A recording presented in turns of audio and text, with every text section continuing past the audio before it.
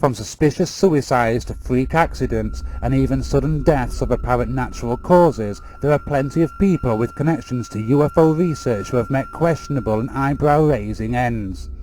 The fact is, there are more people than many of us might think who have had an interest in UFOs and what they might be over the years that have died in at least slightly suspicious circumstances. Could it really be that investigating UFOs and what might be behind them is more dangerous than many of us might think?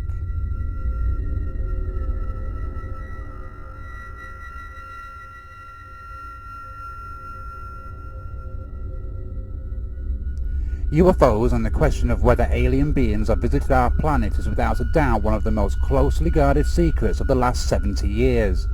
And while there could indeed be many valid reasons for such secrecy surrounding the subject of extraterrestrials and their apparent presence on Earth, is it, in theory, really worth killing for?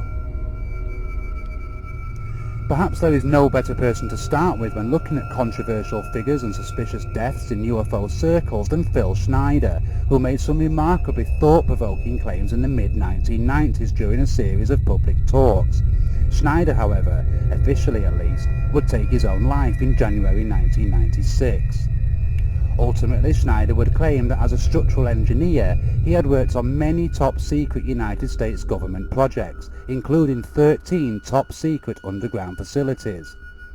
He would elaborate that there are over 100 of these subterranean bases across the United States, and what's more, many contained an extraterrestrial presence. Schneider claimed his main duties was to evaluate rock strata under the ground so as to locate natural formations or caverns where underground construction could then begin. Parts of these duties involved him being lowered into any potential shafts on data gathering missions, mostly to determine whether the use of explosives or high heat technology would be more appropriate. Schneider, however, would become increasingly aware of a sinister presence and agenda to these projects, and one incident in particular would prove this to him. During a mission deep under the ground in Dulce, New Mexico, he would witness with his own eyes not only an extraterrestrial presence, but a battle between these alien beings and military soldiers assigned to the project. Schneider claimed that this particular project involved adding extra facilities to an already built underground base. However, while monitoring the rocks around the base, they discovered an open cavern that was full of grey aliens. A battle ensued between an armed response team and these extraterrestrials, with most of the alien creatures being killed. Schneider claimed he himself killed 2 of these entities with his assigned weapon. He also claimed that he suffered wounds to his torso when one of the aliens' advanced laser weapons struck him. He would later state that this base had been in existence for millions of years and had constantly been occupied by these grey alien creatures. He would conclude that these bases were the result of joint operations and secret deals between a shadow element of the United States government and this grey alien race. He would also state that he wasn't sure how long he would be allowed to speak about these claims.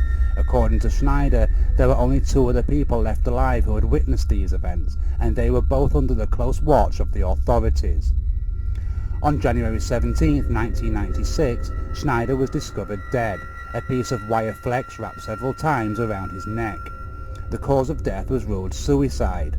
Many people, however, including several members of his own family, didn't believe the suicide ruling, instead insisting he had been silenced due to the nature of his talks and research. Perhaps of even more interest are the claims of his widow, who stated that following her husband's death, a thorough search of the property was undertaken by both the CIA and the FBI, with several photographs and other items confiscated. Another UFO researcher who died in suspicious circumstances over 3 decades before Phil Schneider was investigator and author Morris Jessup, whose dead body was discovered in the seat of his car in April 1959. 4 years prior to that, Jessup had written the book The Case for the UFO, a leading seller at the time, and one that drew the attention of a mysterious individual named Carl Allen, as well as the United States Navy. Allen claimed to have been involved in the alleged Philadelphia experiment that saw a US Navy ship transported thousands of miles from one port to another. Allen sent multiple letters to Jessup with information in them, and unbeknown to the author, he had also made many notes in the margins of his book, a book that found itself in the possession of the US Navy, who would ultimately summon Jessup to their headquarters. Once there, Jessup was questioned both about the subjects in his book and the notes that had been made by the mysterious Alan. Although he was not threatened at any point during these discussions, Jessup came away feeling decidedly uneasy. He would soon begin receiving strange phone calls, with the speaker on the other end of the line often speaking in a foreign language that he didn't understand. These calls would always end with the caller suddenly hanging up. To say these random phone calls left Jessup feeling unnerved would be an understatement. He would, however, continue his research. Then, on the evening of April 19, 1959, he placed an out-of-the-blue phone call to one of his colleagues, Dr. Manson Valentine. He informed him of a breakthrough he had had. He further claimed he was onto something big and that he wished to meet him the following day. It was a meeting that Jessup would not arrive at. The following day, on the evening of April 20th at around 7 p.m, a security guard at Matheson Hammock Park in Miami, Florida was patrolling the area when he noticed a parked car near a picnic area. Of more concern, he could clearly see a hosepipe running from the exhaust and into the vehicle through a slightly open window, with wet towels wrapped around the gap to ensure no oxygen leaked in. When he approached the car and opened the door, the body of Morris Jessup sat in the front seat, staring blankly out of the windscreen. He was clearly dead. Needless to say, as straightforward as his death was to most, many who knew him, and specifically his work, were at least a little suspicious. Many people have researched the life and death of Morris Jessup, and all have highlighted areas of concern regarding the conclusion. For example, perhaps the most concerning is that no autopsy was carried out. The determination of suicide was based solely on how his body was when it was discovered. There was also a detail regarding the towels wrapped around the hose. Specifically, they did not belong to the Jessups and had not come from his home. It would appear, if we believe the official version of events, that he purchased the towels used specifically for use on his suicide. There were even questions as to how the towels were soaked. There was no container with water found in the car or nearby, nor was there any evidence of lake water from the park in the car or anywhere near it. There are many other UFO researchers who have met untimely ends. For example, MUFON investigator Ron Johnson suffered a sudden fatal stroke at a meeting of the Society for Scientific Exploration in June 1994, despite having recently been given a clean bill of health by his doctor. It was noted that Johnson had taken a drink from a can of soda in the seconds before his death, when he suddenly let out a painful gasp. Blood poured from his nose, and he collapsed lifeless to the floor. The previous year, in August 1993, the publisher of Alien Digest, Ron Rummel, was discovered dead, apparently the result of a self-inflicted gunshot wound. However, when it was discovered there was no blood on the barrel of the gun, as well as no fingerprints, many wondered if he had actually taken his own life. When the handwriting on his suicide note was highlighted as being different from his own, those suspicions only deepened. One-time leading UK UFO investigator Tony Dodd had his life threatened on several occasions by mysterious individuals, and eventually passed away from a brain tumour in 2009. There were many around him, however, including Dodd himself, who questioned whether the tumour had been somehow planted and activated by those same dark, ominous individuals who had urged him to cease his investigations into UFO activity.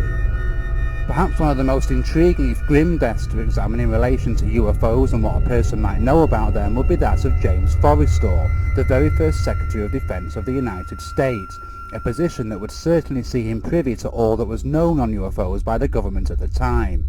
In fact, he had resigned from this post only months earlier, before being admitted to Bethesda Naval Hospital to receive treatment for depression. Then, at around 2 a.m. on May 22, 1949, Forrestal flung himself from a 13th floor window and plummeted to his death. According to many, however, including some members of his own family, his death was not as clear-cut as suicide, perhaps not least as his mental state was said to have improved significantly in the weeks leading up to the end of his life. According to the official version of events, at around 1:45 a.m. on the night of his death, Forrestal was last seen alive by a hospital guard who saw him reading while doing room checks.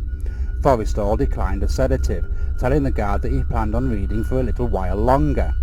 The guard would have to inform the doctor of his refusal to take his medication, and when he and the doctor returned, Forrestal's room was empty.